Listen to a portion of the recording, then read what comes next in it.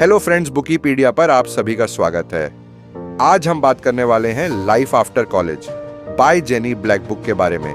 कपिल की आंखों के सामने घंटों से वही किताब खुली पड़ी थी, life after college complete guide to getting what you want. किताब का नाम सुनने में जितना भारी था, उतना ही उसके पन्नों के अंदर छुपा हर शब्द गहरा लग रहा था। कपिल, जो अभी अभी अपनी इंजीनियरिंग की पढ़ाई पूरी करके घर लौटा था, समझ नहीं पा रहा था कि उसकी जिंदगी आखिर अब किस ओर जाएगी।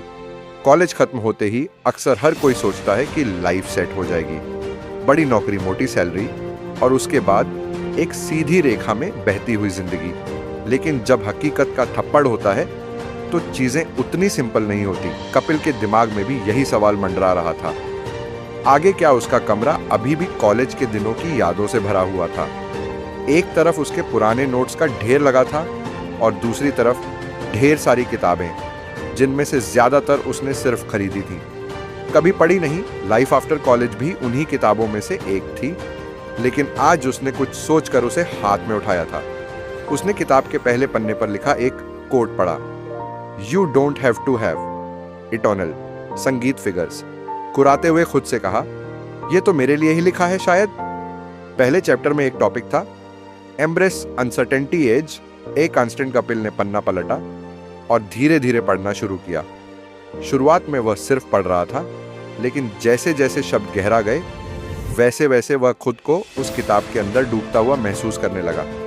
किताब कहती थी कि अनसर्टेनिटी यानी अनिश्चितता हमारी जिंदगी का हिस्सा है। चाहे कॉलेज के बाद नौकरी की टेंशन हो या कोई बड़ा फैसला लेना हो, अनसर्टेनिटी कभी भी खत्म नहीं होती। जेनी ब्लैक लिखती है कि इस अनिश्चितता को अपनाना सीखो, क्योंकि यही तुम्हें आगे बढ़ने की ताकत देगी। कपिल ने किताब को कुछ देर के लिए बंद किया। वह खिड़की के पास जाकर बैठ गया।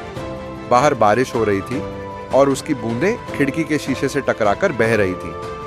कपिल को वह बूंदें अपनी जिंदगी जैसी लग रही थी, एकदम अनिश्चित, कभी इधर तो कभी उधर। उसका दिमाग कॉलेज के दिनों में चला गया। वह दिन जब उसने फर्स्ट ईयर में पहली बार लैब में कदम रखा था। चारों ओर बड़ी बड़ी मशीनें थी और उसे कुछ समझ नहीं आया था कि आखिर ये सब काम कैसे करती हैं। उस वक्त उसके प्रोफेसर ने कहा था, शुरुआत में सब कुछ मुश्किल लगेगा, लेकिन धीरे धीरे समझ आ जाएगा, बस पेशेंस रखो। कपिल ने खुद से कहा, यार लाइफ भी तो कुछ ऐसी ही है, शुरुआत में सब अनसुलझा सा लगता है। वह वापस किताब के पास गया और दोबारा पढ़ने लगा। किताब की अगली लाइन थी, taking risk is the only way to grow. Uncertainty is not your enemy, it's your greatest. Teacher Kapil को अपनी दोस्त नेहा याद आ गई। नेहा जो उसके साथ ही पढ़ती थी, लेकिन उसने प्लेसमेंट के दौरान एक बड़ी कंपनी में जॉब रिजेक्ट कर दी थी। सबने उसे पागल कहा था, यहां तक कि कपिल ने भी, लेकिन नेहा ने मुस्कुराते हुए कहा था, मुझे डिजिटल मार्केटिंग में अपना खुद का कुछ करना है।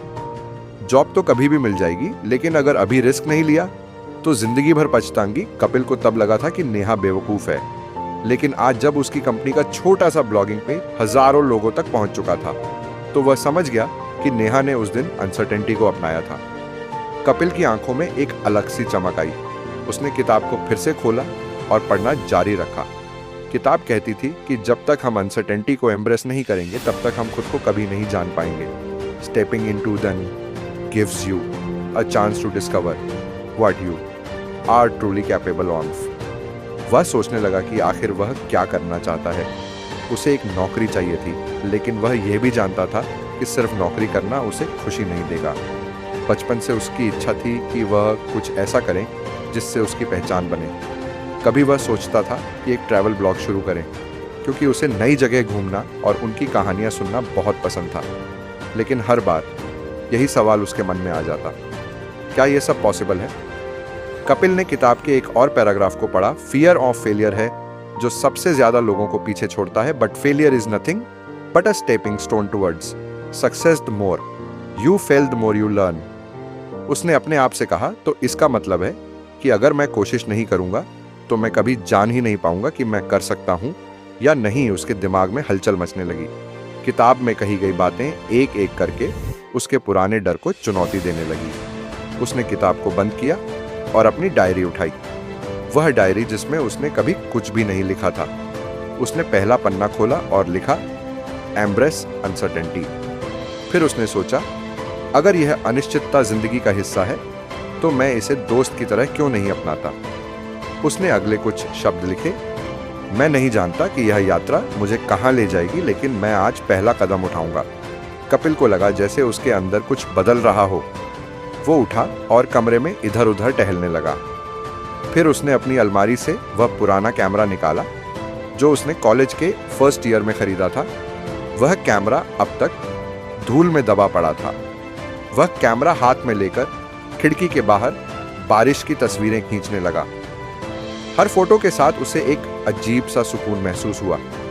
ऐसा लग रहा था जैसे वह, अगर आपको हमारी फ्री समरी अच्छी लगती है तो आप हमारे चैनल को सब्सक्राइब कर सकते हैं, हमारी मेंबरशिप खरीद सकते हैं या हमें यूपीआई के थ्रू सपोर्ट कर सकते हैं। अब समरी पर वापस चलते हैं। उसकी माँ ने हैरानी से कहा, तू तो हमेशा कहता था कि तुझे फोटो खींचने में इंटरेस्ट नहीं है।